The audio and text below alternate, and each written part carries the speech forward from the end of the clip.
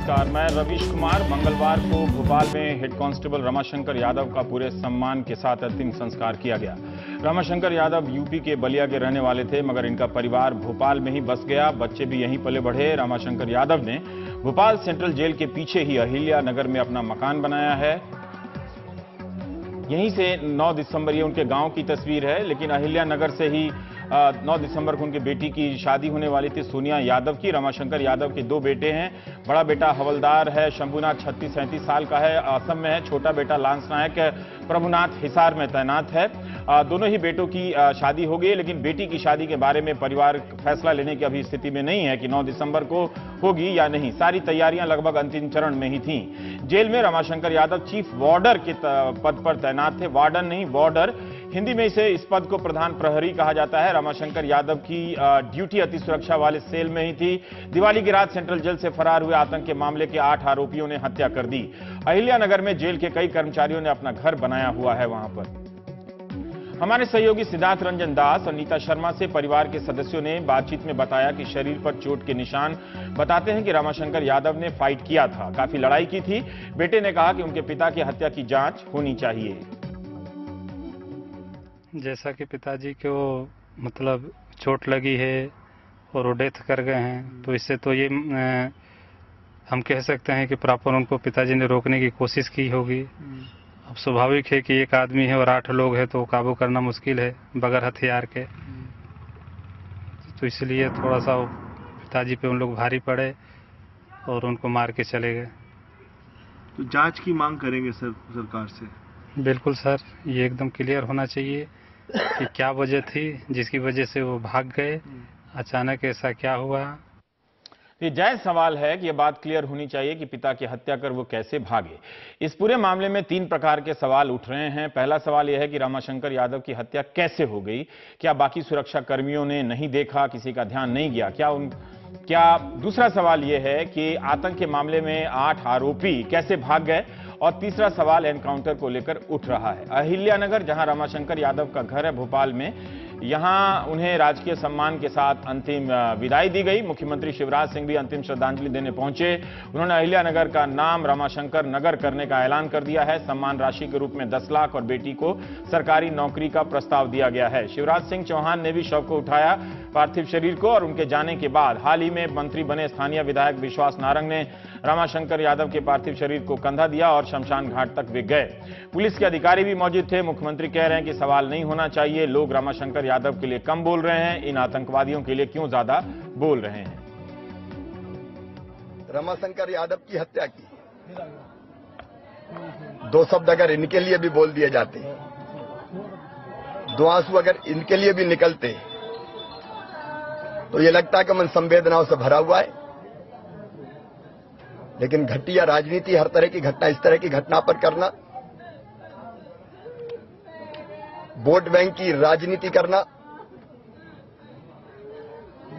अब ये दुर्दांत आतंकवादी थे,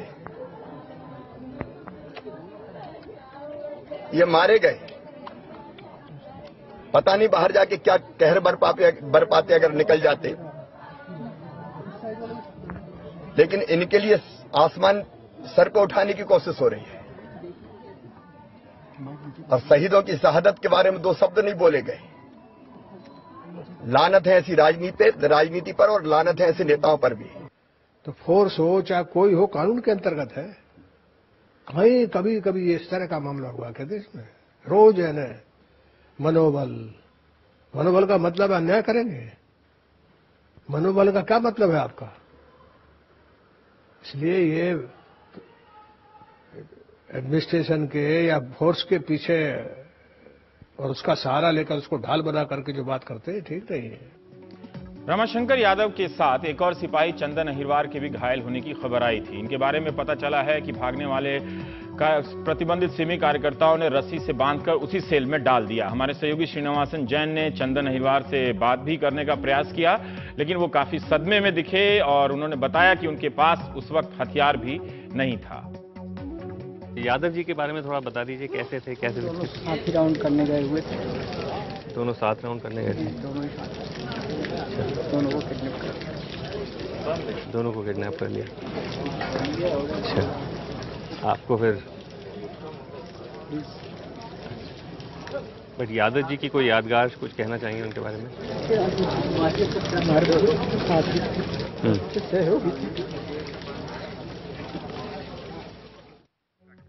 परिवार वालों ने बताया कि 58 साल के रमाशंकर यादव आतंकवादी सेल में तैनात थे और दोपहर से मध्य रात्रि की ड्यूटी पर जाते थे। एक बैरक के भीतर कई तरह के सेल होते हैं, छोटे छोटे कमरे, और हर सेल का अपना दरवाजा होता है। उसके बाद बैरक के बाहर भी एक दरवाजा होता है जिस पर ताला लगा होता है।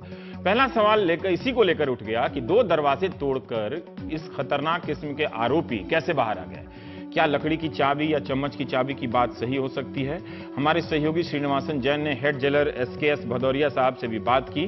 देखिए उनके जवाब को। सबसे पहले तो गलती हुई है प्रशासन से, उसमें कोई भी तथ्य हम लोग नहीं छुपा सकते जी। परंतु पूरे अपराध 29 मध्य प्रदेश के पूरे सिमी के आतंकवादियों को एक साथ रखना, कहीं ना कहीं एक जगह पर रखने से उनके षड्यंत्र वगैरह बनने का कार्य हुआ। हम लोग सदैव प्रयासरत रहे कि उनको अलग अलग जेलों पर रखा जाए, परंतु नहीं रख पाए। भोपाल सेंट्रल जेल ISO प्रमाणित जेल है, तब भी इसके मुखिया कह रहे हैं कि सिमी के इतने लोग बंद रहेंगे तो जेल ब्रेक की घटना हो सकती है। क्या इन्होंने सरकार से ये बात लिखित में कभी कही थी, बताई थी?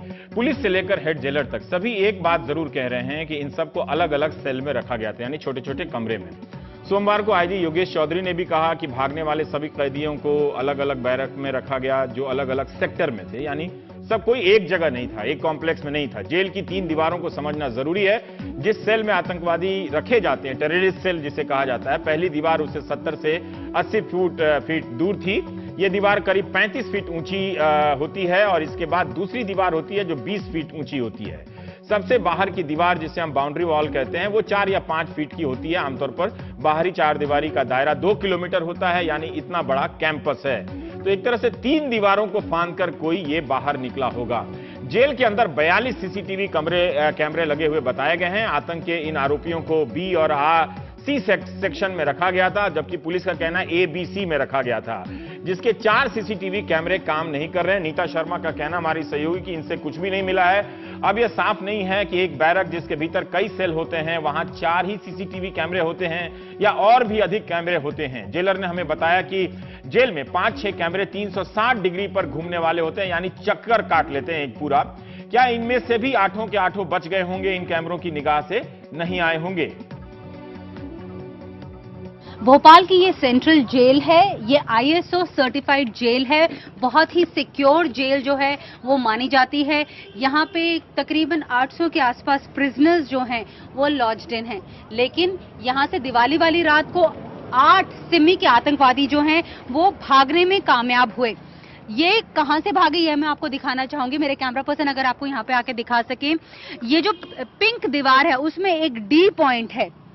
उस D पॉइंट के आसपास ये जो आतंकवादी थे, इन्होंने चद्दरों के जरिए एक रस्से की तरह जो है चीज बनाई और उससे वो लोग वहां पे नीचे उतरे।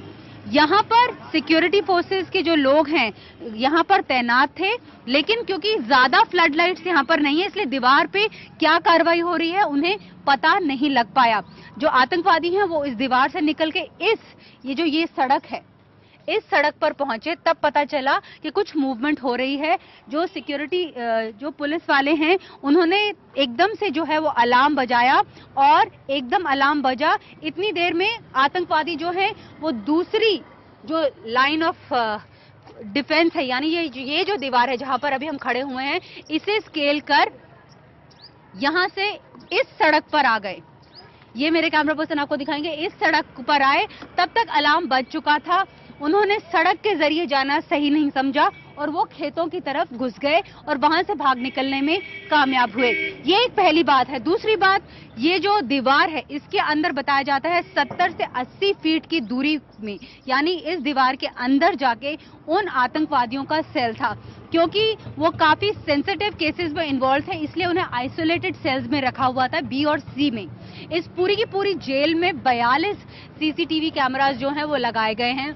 उन आतंकवादियों के सेल्स में तकरीबन 4 CCTV कैमरास थे, लेकिन उनमें से कोई भी काम नहीं कर रहा था, यहाँ जानबूझकर बंद कर दिए गए थे। ये अब तफ्तीश की एक मुख्य जो है कारण है, एक इस बात पर तफ्तीश हो रही है। लेकिन पुलिस का कहना है कि उन 4 सीसीटीवी कैमरा से उन्हें कोई भी फुटेज नहीं मिला है।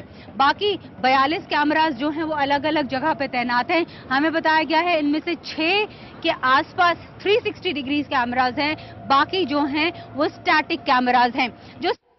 तो जिस तरह से कैमरे का डिटेल नीता बता रही थी कि 4 कैमरे कैसे खराब हो सकता है, ISO सर्टिफिकेट वो है। इस घटना ने जेल के सिस्टम को एक्सपोज तो किया ही है और जेल के अधिकारी अब स्वीकार भी करने लगे हैं, इसलिए भी भागे जाने को लेकर सवाल उठे थे। जेल के अधिकारियों का स्वीकार करना ये बताता है कि भागने को लेकर जो सवाल किए गए थे वो गलत सवाल नहीं थे। आखिर इतनी बड़ी संख्या में बिना किसी प्रतिरोध के, जैसा कि नीता ने दिखाया कि वो सड़क तक आ गए और जेल में सिर्फ अलार्म बजेगा, किसी प्रकार की कोई हथियारबंद कार्रवाई वहां पर नहीं होगी। और तब भी जब एक जवान की हत्या हुई है, जेल मंत्री ने श्रीनिवासन जैन से बातचीत की और उन्होंने भी माना कि उनकी जिम्मेदारी बनती है, लेकिन वो 1.5 महीना पहले ही जेल मंत्री बनी है। ये बात भी बिल्कुल ठीक है, मंत्री को हटा देने से सवालों के जवाब नहीं मिल जाते, क्योंकि जेल का निर्माण तो 1.5 महीना पहले नहीं हुआ होगा। सारे प्रबंध है वहाँ जैसे पर, लेकिन देखिए जब कोई वारदात होती है तो कहीं ना कहीं कोई चूक तो होती है। तो इसको मानने में हम कोई संकोच नहीं कर रहे हैं कि कोई चूक थी जिससे ये वारदात हुई, लेकिन हमने समय पर कंट्रोल कर लिया और जिन लोगों की वजह से चूक हुई थी उन सबके विरुद्ध हमने कार्रवाई कर दी है और आगे हम व्यवस्था करेंगे कि ऐसी भविष्य में कोई चूक नहीं हो। हाँ, कुछ फोटो तो उसमें है, लेकिन अब हो सकता है कि एक आध सीसीटीवी कैमरा खराब हो गया हो। कुछ सीसीटीवी खराब भी हो गए हैं। होने के लिए क्या नहीं हो सकता, होने के लिए हो सकता है। तभी मैं आपसे पूछ रहा हूँ कि क्या ये इनसाइड जॉब भी हो सकता है कि कोई अंदर से उनको हेल्प कर रहा है। आज की तारीख में इस समय मैं कुछ नहीं कह सकती हूँ, ना कुछ कहने की स्थिति में हूँ। अब ये तो जांच में ही सामने आएगा कि अंदर से भी सहायता मिली है, और अगर अंदर से सहायता मिली है और जांच में सामने आता है तो उसे निश्चित रूप से सजा मिलेगी और बर्खास्त किया जाएगा और जरूरत पड़ेगी तो वो जेल भी जाएगा। आखिर सवाल आपसे कि क्या आप भी इस पे रिस्पॉन्सिबिलिटी लेती हैं, क्योंकि आप भी जेल मिनिस्टर हैं?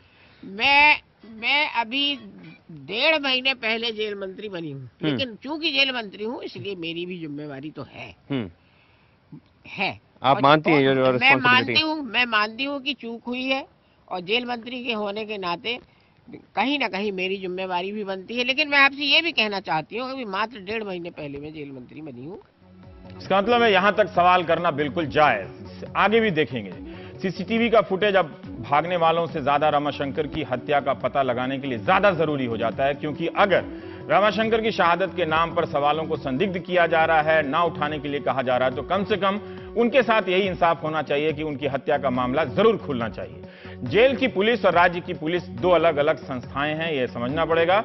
गृह मंत्री ने सोमवार को प्राइम टाइम में बताया था कि 12 से 3 बजे के बीच घटना हुई और 4:30 बजे के करीब राज्य पुलिस को सूचना मिली। 1.5 घंटे की देरी हुई है सूचना देने में। भागने वालों के पास इतने हथियार कैसे आ गए? अगर हथियार आए तो भागने के लिए गाड़ी भी उनके पास आ सकती थी क्या? और जेल से सटे हाईवे की तरफ भी उनका ध्यान क्यों नहीं गया जो जा सकता था? हमारी सहयोगी नीता शर्मा ने एनकाउंटर की जगह का मुआयना करते हुए दिखाया कि चोटी से जो ऊंचाई की चोटी है थोड़ी दूर पर एक झोपड़ी है, वहां पर पहले ये छिपे हुए बताए जा रहे थे।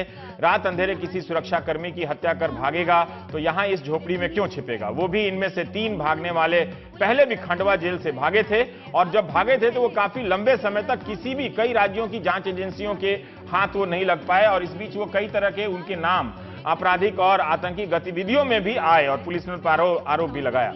रमाशंकर यादव की हत्या, जेल प्रशासन की चूक, इन 2 सवालों के बाद आता है एनकाउंटर का सवाल। कई तरह के आए बयानों और वीडियो फुटेज ने भी सवाल की गुंजाइश पैदा की। एक बयान आया कि ये जेल से भागकर वारदात करने वाले थे।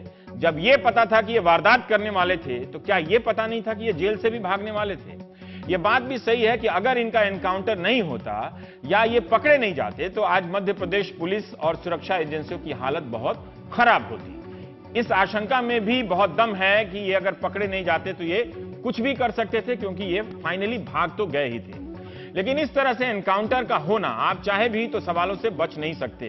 श्रीनिवासन जैन ने आईजी योगेश चौधरी से कुछ बिंदुओं पर बात की। हमने इनके सबके इंटरव्यू का हमने थोड़ा हिस्सा ही आपको दिखाया। तो योगेश चौधरी की बातचीत अंग्रेजी में आप देखिए। But where would they have got these weapons from in such a short period of time? Yeah, exactly. That's the point. That between night 2 to 3 a.m. and at the time when 10:30 to 11:30 when the actually confrontation took place. That is the point, the main point of and the roadmap of the investigation. What all happened in between? From where did they get any external help, or they had something on their own? So that is the, I think, one of the main points of the investigation. But sir, as you saw yesterday, the Home Minister himself said that they didn't have any firearms on them. They just still had those plates and spoons that they used to get out of the jail. So how did these firearms suddenly appear? That is the point of investigation. So frankly, that would be the one of the more important ingredients of the investigation of all what has happened between their escape and their confrontation with the police. Were any of your men injured? Yeah, there were 3 men who were injured. In what kind of injuries did they have?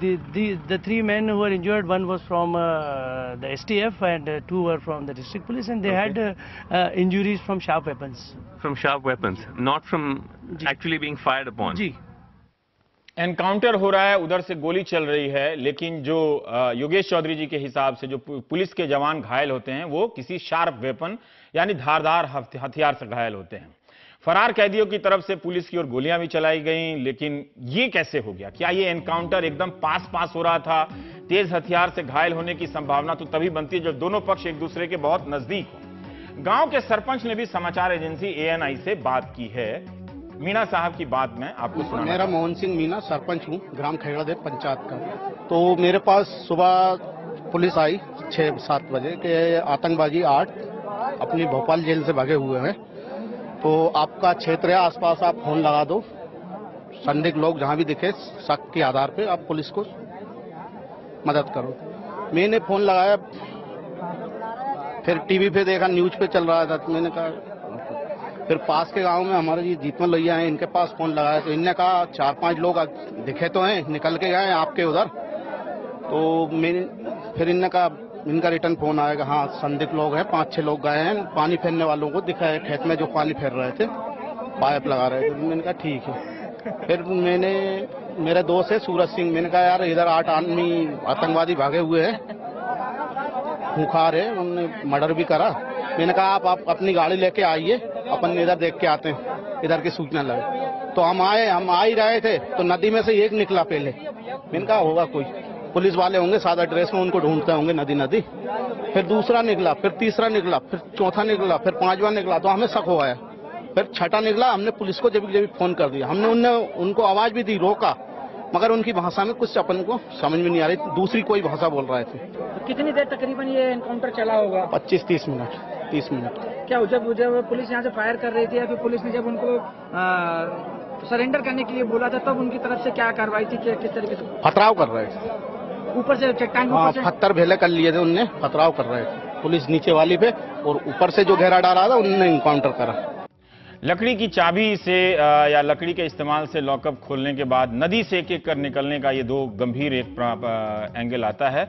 Meena के जवाब से मालूम पड़ता है कि वे पत्थर चला रहे थे। पुलिस कहती है कि उनके पास देशी बंदूक थी, मगर एनकाउंटर में जो 3 सिपाही घायल हुए वो शार्प वेपन से घायल हुए। क्या पत्थर भी शार्प वेपन में गिना जाता है?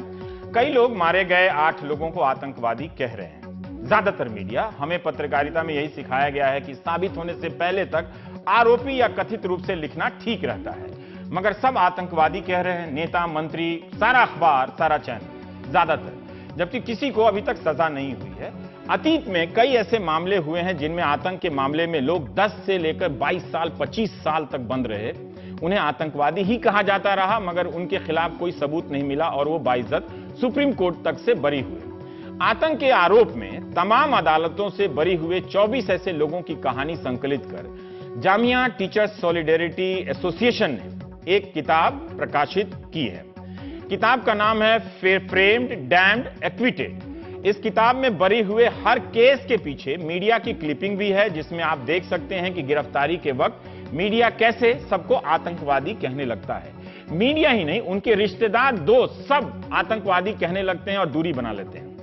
आप हमारे स्क्रीन पर इस वक्त अब आगे देखेंगे 2 तस्वीरें। एक तस्वीर उस नौजवान की है जब वो 20 साल का था 1994 में, और एक तस्वीर 31 मई 2016 की है जब वो 43 साल का होता है। इन दो तस्वीरों के बीच इस शख्स की जिंदगी के 8,150 दिन जेल में गुजरते हैं। 23 साल जेल में गुजरने के बाद एक दिन सुप्रीम कोर्ट से आदेश आता है कि जिन बयानों के आधार पर निसार को आजीवन कारावास की सजा दी गई वो सबूत के तौर पर पर्याप्त नहीं है, बाइज्जत बरी किया जाता है। जेल से बाहर आकर निसार को लगा कि अब वो सिर्फ एक जिंदा लाश की तरह बचा हुआ है। 23 साल तक बगैर किसी गुनाह के जेल में रहने के बाद जब घर आया तो अब्बा इस दुनिया से जा चुके थे। अपनी अम्मी से लिपटा तो रो पड़ा, शायद बहुत ही रोया पड़ा होगा। ये चर्चा और इंटरव्यू आपने प्राइम टाइम में देखा होगा।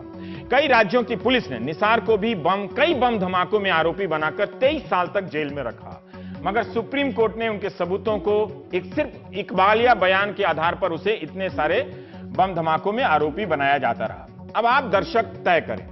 यह पूछा जा रहा है कि भोपाल के भागे सिमी कार्यकर्ताओं को कुछ लोग या कुछ पत्रकार या सेकुलर आतंकवादी क्यों नहीं कह रहे हैं। इस सवाल का जवाब दिया जाना चाहिए और पूछने वाले को बिल्कुल ये सही सवाल पूछने वाले पूछ रहे हैं, क्योंकि ये सवाल को लेकर सोशल मीडिया में बहुत भद्दी भद्दी गालियां दी जा रही हैं। मैं छोटा सा प्रयास करता हूं। सोशल मीडिया पर भद्दी गालियों के साथ सवाल पूछने वाले कह रहे हैं कि क्या इन्हें आतंकवादी इसलिए नहीं कहा जा रहा क्योंकि ये मुसलमान हैं। अव्वल तो ज्यादातर चैनल और अखबार आतंकवादी ही लिख रहे हैं, इसलिए यह शिकायत अब वाजिब नहीं है। शिकायत यह होनी चाहिए कि क्यों आतंकवादी लिख रहे हैं, पर खैर ये दूसरी बात है। निसार का ही केस लीजिए, मुझे आप पर यकीन है आप निसार की कहानी जानकर यह नहीं कहेंगे कि एक मुसलमान के साथ ऐसा नहीं होना चाहिए। आप यही कहेंगे कि किसी भी आम भारतीय के साथ ऐसा नहीं होना चाहिए। तो भोपाल मामले में जिन्हें आरोपी कहा जा रहा है उन्हें आतंकी कहने की जिद क्यों है? हाँ, वो आतंक के आरोप में बंद जरूर है और एक सिपाही की हत्या करने का भी आरोप उन पर लग गया। एक केंद्रीय मंत्री ने भी इशारे में धर्म के कारण इनसे सहानुभूति की बात की है। एनकाउंटर ने सबको सताया है, हिंदू को भी सताया है, सिख को भी सताया है। अभी अप्रैल में पीलीभीत में 10 सिखों को 25 साल पहले आतंकवादी बताकर हत्या कर दी गई। अब 47 पुलिसकर्मियों को सजा हुई है उस मामले में, आदिवासियों को भी, और न जाने किस किस को एनकाउंटर का सबब सितम सहना पड़ा है। हाल ही में इंडियन एक्सप्रेस में एक खबर छपी थी, लखनऊ से मनीष साहू की यह स्टोरी थी। तस्वीर में आईएएस अधिकारी किंजल आप देख रहे हैं, जो स्टोरी लिखे जाने के वक्त उस वक्त बहराइच की डीएम थी। किंजल के पिता केपी सिंह यूपी पुलिस में डीएसपी थे। जब वो 5 साल की थी किंजल, तब उसके पिता को पुलिस के ही लोगों ने एनकाउंटर कर दिया। एनकाउंटर साबित करने के लिए केपी सिंह के साथ साथ गांव के 12 और लोगों को निकाल लाए और मार दिया। 31 साल तक इस बेटी ने यह मुकदमा लड़ा है बचपन से। इस बीच वो आईएएस अफसर बन जाती है, मगर बाप अधिकारियों की संगत में एनकाउंटर में मारा गया, कैसे बर्दाश्त कर सकती थी। 31 साल बाद कहानी यह निकली कि केपी सिंह खुद 2 अपराधियों को पकड़ने गए थे, लेकिन पीछे खड़े सब इंस्पेक्टर आरबी सरोज ने उनकी छाती में गोली उतार दी। इंस्पेक्टर सरोज को आजीवन कैद की सजा हुई। 12 पुलिस कैदियों को, अधिकारियों को सजा हुई। इनमें हिंदू भी थे और मुसलमान भी थे। इसलिए पुलिस के एनकाउंटर पर सवाल उठते रहना चाहिए। इसका हिंदू या मुसलमान से कोई लेना देना नहीं है। नहीं तो पीलीभीत के उन सिख 10 सिखों से को आप क्या कहेंगे जिन्हें आतंकवादी बताकर 47 पुलिसकर्मियों ने मार दिया। इसका मतलब यह नहीं कि भोपाल जेल से भागने वाले अपराधी निर्दोष हैं। जब तक आरोप साबित नहीं होता तब तक वे निर्दोष भी नहीं हैं। लेकिन एनकाउंटर पर सवाल क्यों नहीं किया जा सकता है? जेल से कैसे भागे क्यों नहीं सवाल हो सकता है? रमाशंकर यादव की हत्या कैसे हुई यह सवाल क्यों नहीं हो सकता है? हमने यह भी देखा कि मालेगांव बम धमाके की आरोपी साध्वी प्रज्ञा सिंह ठाकुर के बारे में मीडिया ने कैसे लिखा। अव्वल तो हम आरोपी लिखता है या आतंकवादी लिखता है, हम सारे अखबारों को स्कैन नहीं कर पाए, वक्त नहीं था। लेकिन इंडियन एक्सप्रेस की हेडिंग आपको दिखाते हैं, इसमें सीधे पूरा नाम लिखा है। हेडिंग में आरोपी भी नहीं लिखा है, आतंकवादी भी नहीं लिखा है, साध्वी प्रज्ञा सिंह ठाकुर लिखा है। दूसरा, अगर अखबार का अगर तस्वीर आ जाए तो ठीक है, नहीं तो हम आगे बढ़ते हैं। बेहतर है कि आप सरकार, और ये टाइम्स ऑफ इंडिया का आपको हेडिंग दिखाते हैं कि जिसमें सिर्फ साध्वी प्रज्ञा सिंह ठाकुर लिखा गया है, एसपी पुरोहित लिखा गया है, ना टेरर एक्यूज लिखा गया है, ना ही आतंकवादी लिखा गया है। तो क्या यह जिद ठीक है? बेहतर है, अगर आपको यह सवाल ठीक लगता है कि इन्हें आतंकवादी ही कहा जाना चाहिए, तो आप, सरकार और अदालत ये तीनों मिलकर तय कर लें कि अब से पुलिस जिसे भी पकड़ लेगी वो चोर, डाकू, हत्यारा, बलात्कारी, आतंकवादी अंत तक कहलाएगा। आरोपी या कथित रूप से आरोपी नहीं लिखा जाएगा। सबके लिए नियम बन जाए तो सबको मुक्ति मिल जाए। मुझे इस वक्त तक, जब तक ये नियम नहीं बनता, आरोपी लिखने में कोई दिक्कत नहीं है। शायद नासिर या आईएएस अफसर किंजल को भी दिक्कत नहीं होगी, किंजल के पिता तो हिंदू हैं। बाकी ब्रेक लेते हैं, ब्रेक के बाद बात करेंगे हम युग मोहित चौधरी से।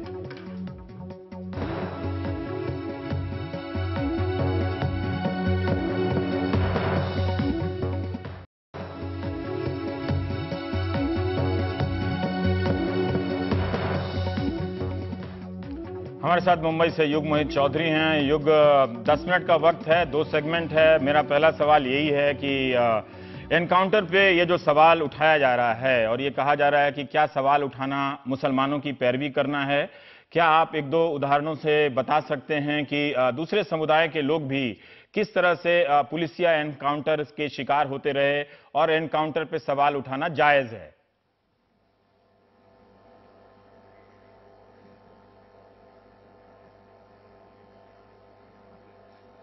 I can't hear. युग, मेरा यही सवाल था, पहला सवाल कि एनकाउंटर, आप सुन सकते हैं?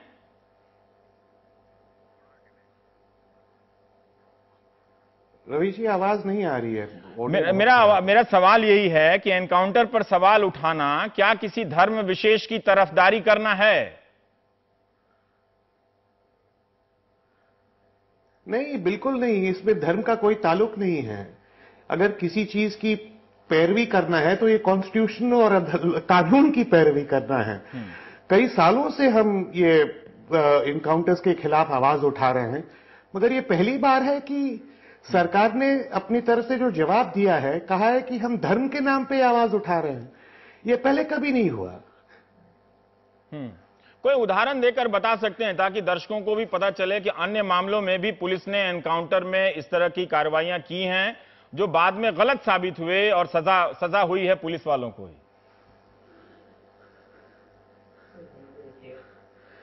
2013 में बंबई की अदालत ने 11 पुलिस वालों को उम्र कैद की सजा दी थी लखन भैया एनकाउंटर में। उसके बाद बंबई में एक भी एनकाउंटर नहीं हुआ, हालांकि बंबई और महाराष्ट्र इंडिया का एनकाउंटर कैपिटल था। ये कैसे हो सकता है कि एनकाउंटर बंद हो गए? अगर ये हकीकत में वाकई जेन्युइन एनकाउंटर होते तो किसी को सजा लगने के कारण एनकाउंटर बंद कैसे हुए? और एनकाउंटर सिर्फ हिंदुओं मुसलमानों का नहीं हो रहा है, हिंदुओं के हुए हैं, सिखों के हुए हैं, नॉर्थ ईस्ट में लोगों के हुए हैं, तमिलनाडु में एनकाउंटर्स हुए हैं। एनकाउंटर और धर्म का कोई ताल्लुक नहीं है। पर कई लोग इस मामले में, भोपाल के मामले में, यह समझ रहे हैं कि मैं थोड़ा सुप्रीम कोर्ट के फैसलों के संबंध में भी जानना चाहता हूं कि ये जो भागे आरोपी सिमी के कार्यकर्ता, इन्होंने एक सिपाही की, रमाशंकर यादव की हत्या की, तो आप अगर उनकी बात कर रहे हैं तो रमाशंकर यादव की हत्या के सवाल को आप नजरअंदाज कर रहे हैं? बिल्कुल नहीं। मैं कह रहा हूं कि कानून को ये फैसला करना चाहिए कि दोषी कौन है और यदि ये लोग दोषी हैं तो उन्हें क्या सजा मिलनी चाहिए। ये सरकार और थानेदार ये फैसला नहीं कर सकता है। आप सोचिए, आपको हम सबका क्या होगा यदि ये पावर थानेदार को दिया जाए कि किसकी हत्या करना चाहिए, किसको दोषी ठहराना चाहिए। ये थानेदार की ये जिम्मेदारी नहीं है। ये क्या कई बार पुलिस ये कहती है कि भागने वाले खतरनाक किस्म के आरोपी हैं, आतंक का मामला है और बड़ा घटना कर सकते हैं, बड़ी वारदात कर सकते हैं, तो इनके साथ यही बर्ताव होना चाहिए। पर ऐसे मामले जब सुप्रीम कोर्ट तक पहुंचे हैं, क्या आप बता सकते हैं कि अदालत ने किस तरह के गाइडलाइंस इस पर व्यक्त किए हैं? क्योंकि हर बार ये बात कही जाती है कि पुलिस क्या करे, उसे अपनी ड्यूटी तो निभानी है, उस पर कोई हमला करेगा तो वो कार्रवाई तो करेगी ही करेगी। मगर क्या कार्रवाई करनी चाहिए? किसी निहत्थे पे गोली चला सकते हैं इस तरह से? आपने वीडियो देखा होगा रवि जी, वीडियो में साफ दिखता है कि ये लोग निहत्थे थे और बल्कि घायल थे, उन पे भी गोली चलाई जा रही थी। सुप्रीम कोर्ट की गाइडलाइंस के बिल्कुल खिलाफ है ये। पर जिस तरह से सुप्रीम कोर्ट की गाइडलाइन क्या है इस मामले में? क्या सुप्रीम कोर्ट ने इस तर्क को स्वीकार किया है कि पुलिस या सुरक्षा कर्मी जब ऐसी विशिष्ट परिस्थितियों में सामने होते हैं तो उनके पास कई बार एनकाउंटर के अलावा कोई चारा नहीं होता है?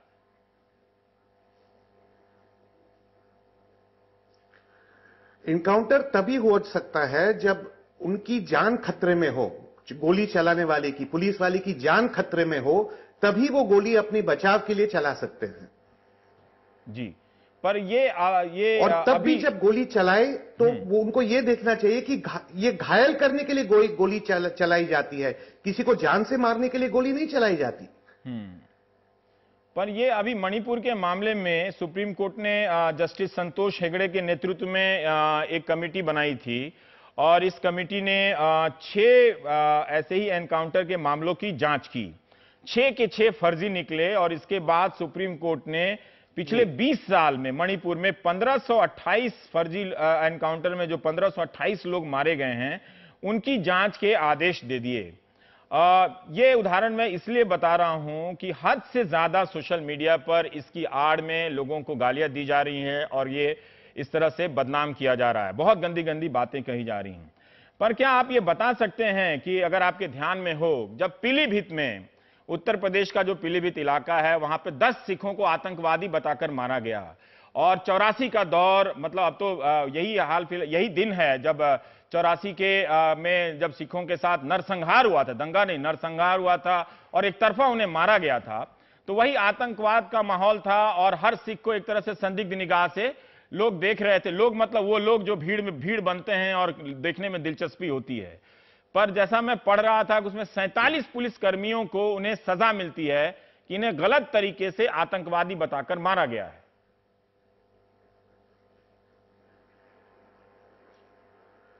रवि जी, जो आप कह रहे हैं ये पीलीभीत या पंजाब में अकेला नहीं हो, सब यूनिक नहीं है। जैसे आदिवासियों को जब मारा जाता है उनकी जमीन छीनने के लिए तो उनको नक्सलवादी कहलाया जाता है। किसी को मारना और फिर उसकी मृत्यु के बाद कि उसको आतंकवादी या टेररिस्ट या नक्सलवादी कहना बहुत आसान है। ये हर जगह हो रहा है मगर इसका कोई सबूत नहीं निकलता है कभी।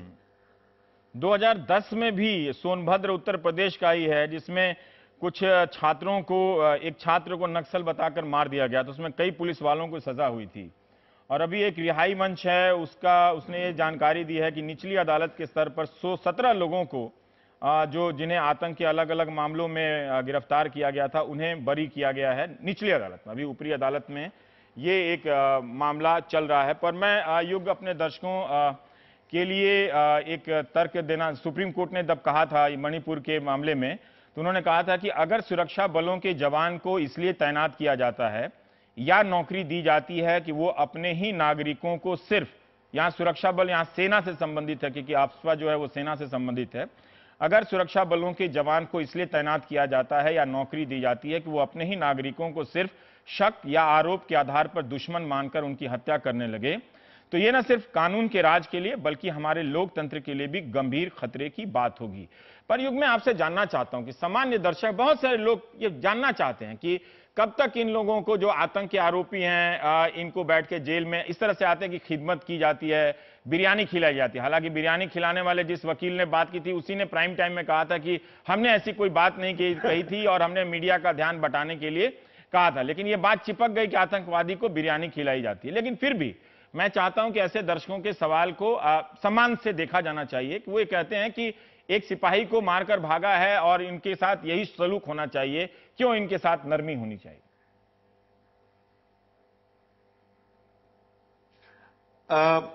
आपने कसब का मुद्दा उठाया। अब सोचिए अगर कसब को उसी टाइम पे गोली मार के खत्म कर दिया जाता, हमें फायदा होता या नुकसान होता? कसब को जिंदा रख के उसकी एक ट्रायल हुई थी, उस ट्रायल में कई मुद्दों का खुलासा हुआ। अगर कसब नहीं जिंदा रहता तो ये ट्रायल नहीं होती। और हमने ये सब जो सबूत इकट्ठा किया ट्रायल में, वो सब कभी बाहर नहीं आता। कि हमें ये जो गोली चलती है, लोग जान से मारते हैं फेक एनकाउंटर्स में, ये कई बार सबूत को छुपाने के लिए किया जाता है, सबूत को बाहर लाने के लिए नहीं किया जाता। हम एक ब्रेक लेंगे, ब्रेक के बाद कुछ और बात करेंगे।